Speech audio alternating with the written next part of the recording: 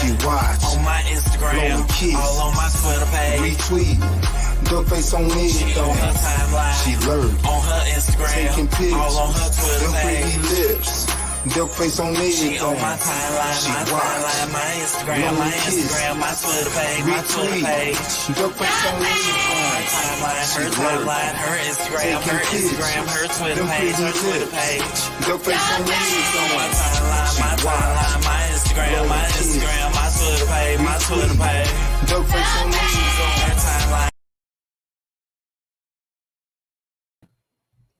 What's up with you, Lena? How you doing, man? I'm doing good. How are you?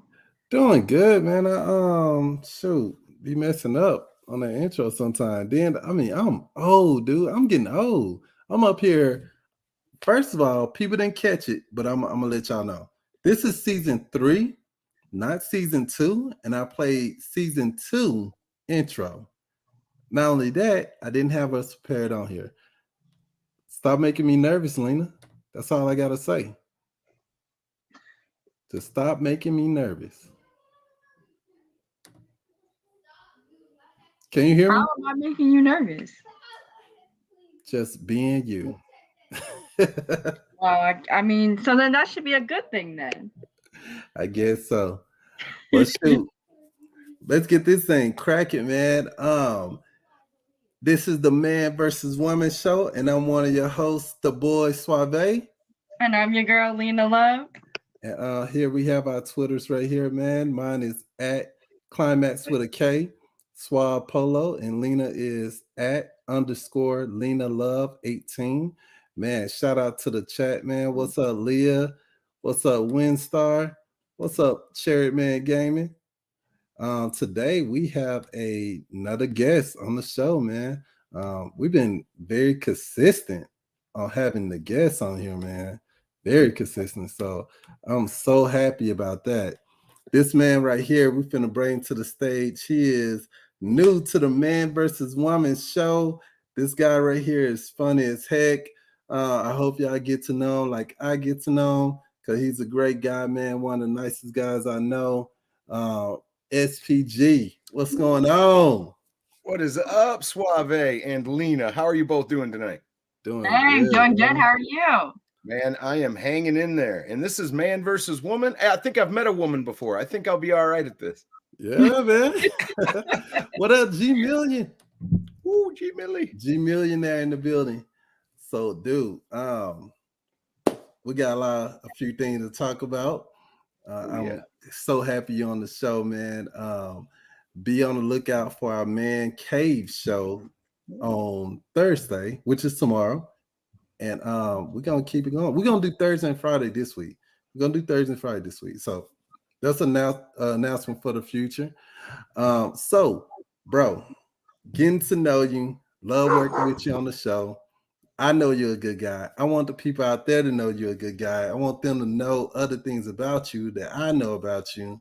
So I know that you have a keen interest in sci-fi stuff, man, medieval stuff. I know that you go on the weekends and you play Dungeon and Dragon. How long you been doing that, man? Man, I've been doing D&D for about 7 years now.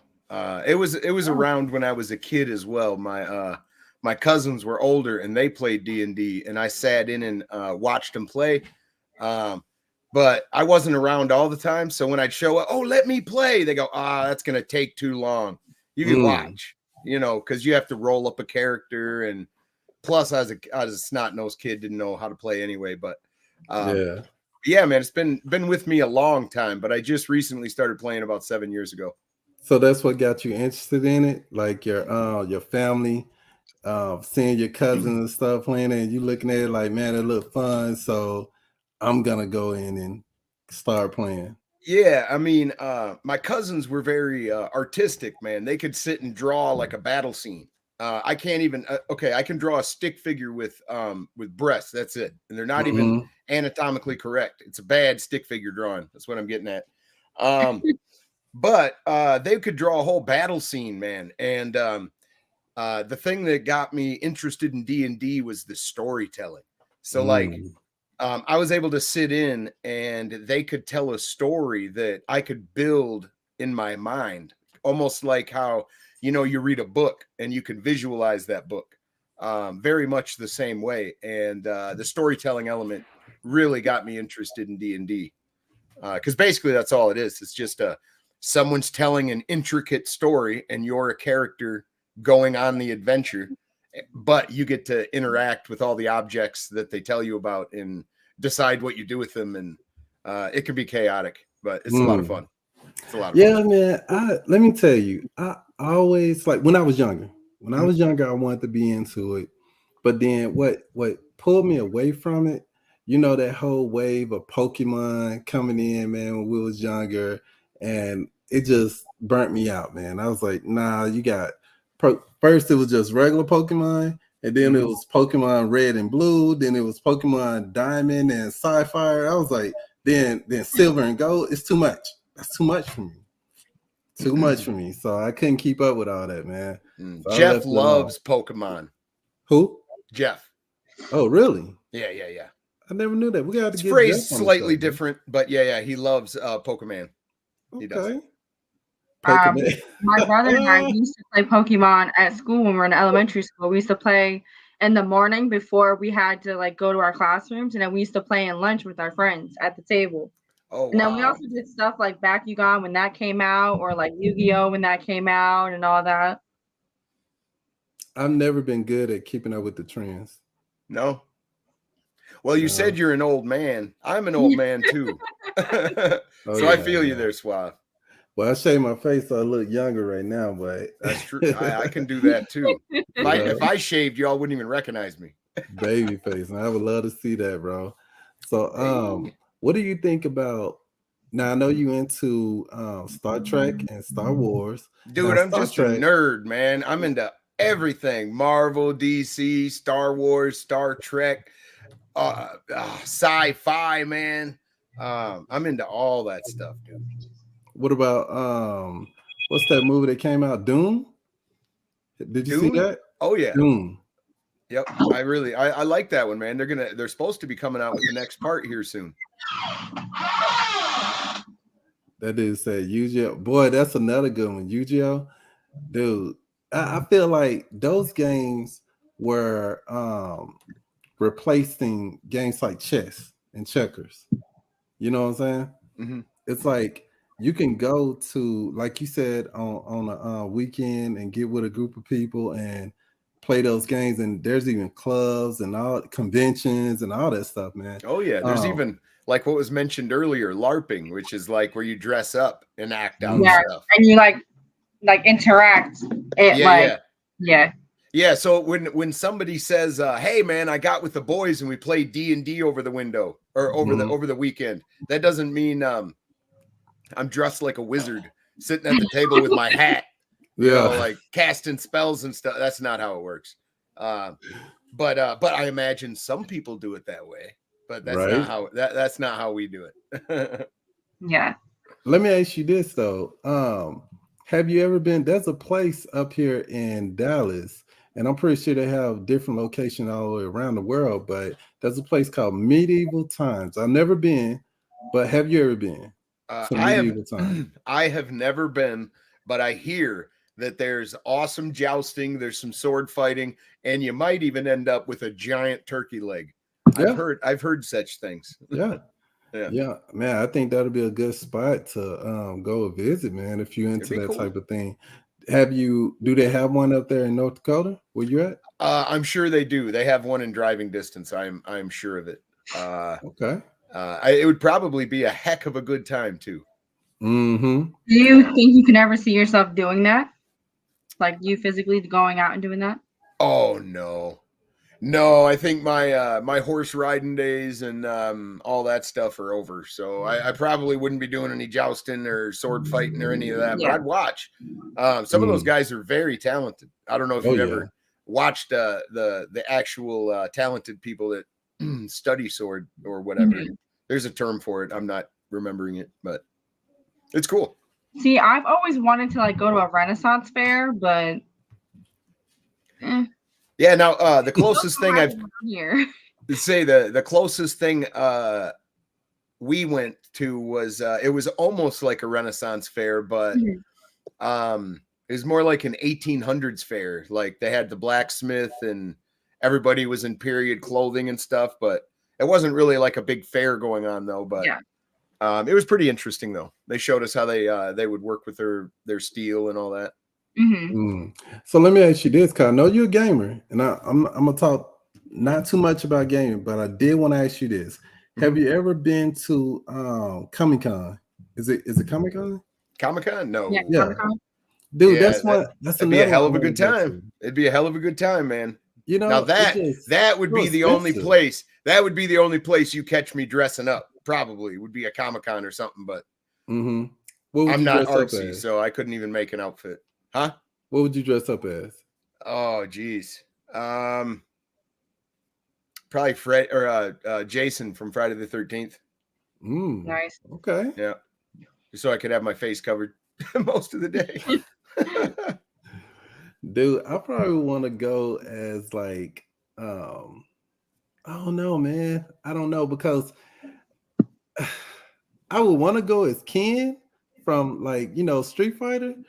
I was thinking Ken and Barbie, so that's cool. No.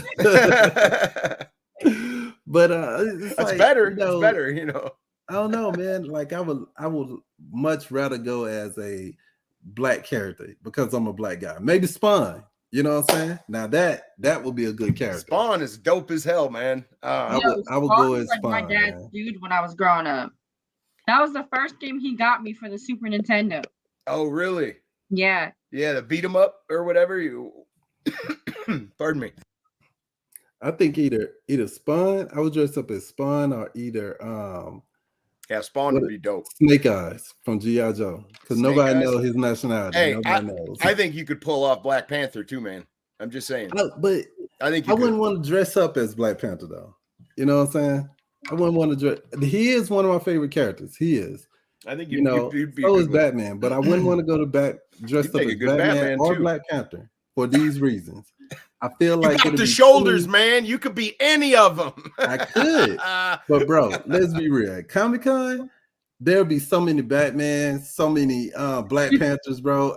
I can't. Nah, I'm not gonna do that. I'll be a character that there'll be too many Kens there. Yeah, there'd be a bunch. You know, so I'll probably go as like Spawn. I don't think there'll be too many Spawns. You know what I'm saying? Another question, man. So you have SPG. How'd you come up with the new name, Simply Pwn Gaming? Well, how'd you come up with that? It's not as exotic as you might think. I was gonna keep SPG because it's part of my initials, actually, but I didn't want to use my initials. You know, the SP part. So I went looking for things that were descriptive of me or whatever, and I play a lot of multiplayer games, and I play a lot of games competitively against other people, and I'm not very good. So one way or another, somebody is getting pwned. It's going to be me or you, most likely me. So somebody's getting pwned every stream, almost. So, you know, I just thought it fit. But where did pwned come from, you might ask? Well, it's an old gamer slang, man. Way back with World of Warcraft, there was a developer. The O and P buttons are really close together, and he was owning people, and he kept putting pwned, and it just, you know, it stuck. So now when you thoroughly own somebody, you more than own them, you pwned them. So got it. That is crazy, man. Yeah, I just had to look at my keyboard. I was like, yeah, the piano are close together, right next to each other. Yeah, man. So let me ask you this, man. We talked about Star Wars and Star Trek. If there was a battle of Star Wars fans versus Star Trek fans, the fans itself, on time going two against fans each other, enter, no fans leave. What side would you be on? Oh man, dude. That's a little rough, man. I'd go with Star Wars for sure. Okay. But I don't like what Disney's done with Star Wars. Although there's a few caveats now. Mandalorian's great. Rogue Yeah. One was great.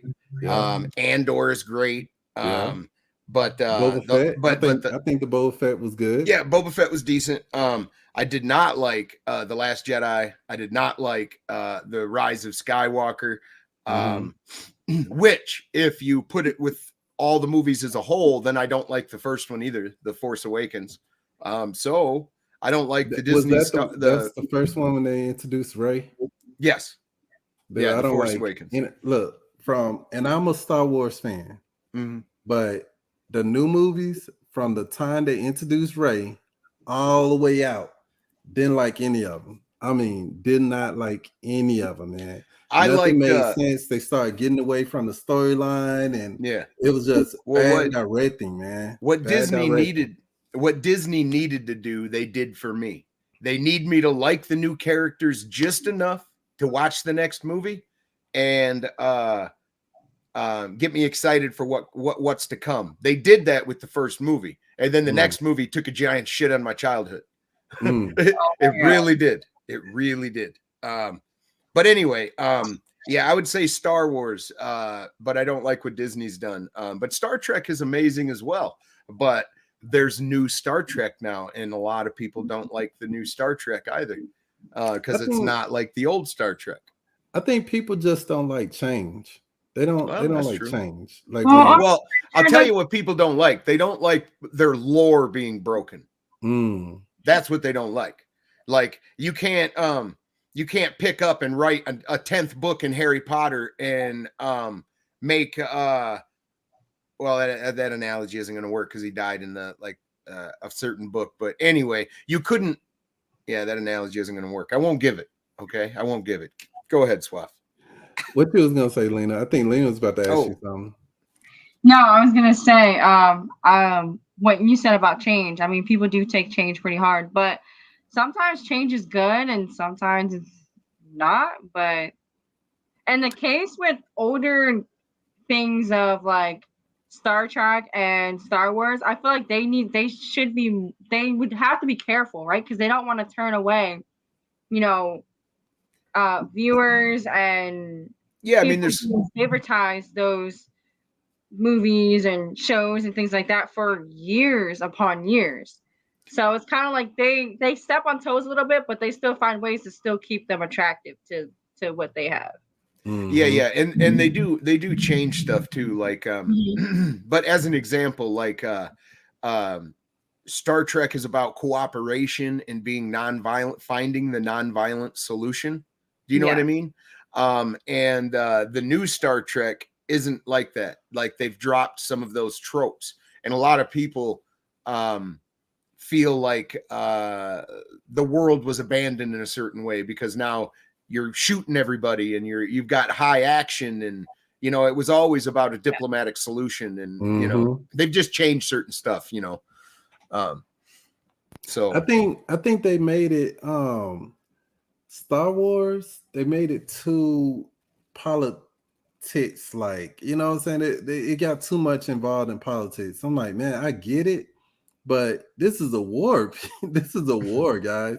What I'm saying? These people are fighting for their humanity, their lives. You know what I'm saying?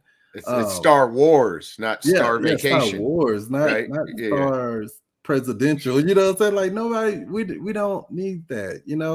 It just got too much into politics instead of. Well, I think what Disney really did wrong is that they didn't sit or a writer down and say, write me 3 movies with 3 arcs. Come on, write it all out right here. What they did is they played telephone. They let J.J. Abrams agree and help write the first script, film it, and then they handed it back to Disney like a football, and somebody else took off with it and ruined it, kind of. So, I mean, and then the third movie, the football was given back to the original guy, and they were like, fix it. And he tried to jerk that cart back onto the tracks as much as possible, but it was impossible. Yeah, he tried, but it was impossible. They didn't do that. They didn't do it, man. They literally made 3 separate movies. I would have much rather them, like, a director come out of the blue for somewhere and say, look, I can make a better movie. Like, let me come in and do this. You know what I'm saying? I would much rather them do that. Because what was those 2 directors that they disagreed and they parted ways, and they created two different versions of the Justice League. You know what I'm talking about? There's two different movies of the Justice League, but it's the same kind of base thing story, but different things happen in both movies. Zach something was one of the Snyder. The Snyder cut. Yeah, the Snyder cut, and then Josh Whedon came in and he finished it, but Josh Whedon didn't refilm all, like he used a bunch of the footage. So it was a weird situation. But you could definitely see the Josh Whedon influence. But whenever a studio goes in and starts messing with stuff like big things like that, it gets pretty messy really quick, man. Just look at Fantastic Four. That movie was awful, but it was like edited in a way that it was just awful. Yeah, man, we're getting close to that time, man. I want you to shout yourself out before we go. Before that though, gotta know one thing, man. John Wick or James Bond, who will win in the fight? And you better know the right answer too. Oh man, John Wick, because James Bond to reach for that wristwatch and he'll get plugged in the head already. It's over. Right. You go reach in that pocket for that tool, your head's done off. So I don't know, man. John Wick all day. Yeah, John Wick all day, man. Yeah, man. He's surgical with that shotgun now, and we're about to see some more of that shit real soon. You can bring. Look, let me tell you, I'm looking forward to that movie. I mean, dude, hell yeah. There's so many different James Bonds. It don't take one Keanu Reeves to make a John Wick. You know what I'm saying? Hey man, he is the one. He is Neo too. Don't forget. He is the one. Tactical surgeon, man. Where can people find you, man? I got a new YouTube handle, ladies and gentlemen. It is at capital S Simply, capital P Pwned, capital G Gaming, at Simply Pwned Gaming. You can find me there. It's not Stadia Pro Gaming. Stadia is dead. But I'm still SPG. I'm still having a lot of fun. You can catch me Mondays, Wednesdays, and Fridays from 12 CST to 2 p.m. CST. And Mondays and Fridays are community play days. So we usually do Battlefield or a Sniper Elite, get some people in. But Wednesday is trying to beat some single player games. And I just did that today. So you can find me on YouTube, man.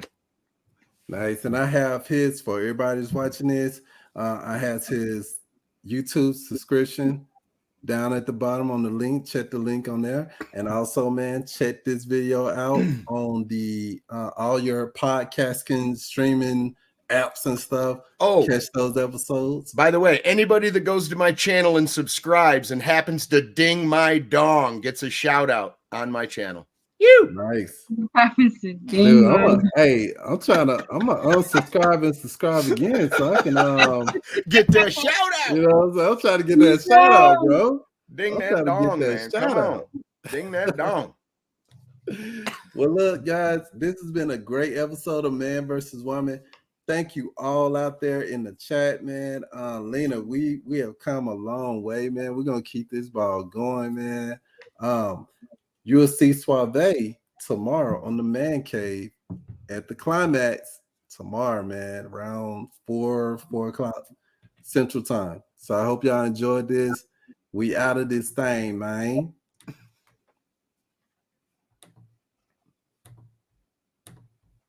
Do it. My timeline, She watch, on my Instagram, kiss, all on my Twitter page. retweet, duck face on me. She on her timeline, She lurk, on her Instagram, taking pics, all on her Twitter them pretty page. lips, duck face on me. She on my timeline, She my watch, timeline, my Instagram, my kiss, Instagram, my Twitter page, my Twitter retweet, page. duck face on me. Her timeline, her Instagram, her Instagram, her Twitter page, her Twitter page. Duck face on me. My timeline, my timeline, my Instagram, my Twitter page, my Twitter page. Duck face on me.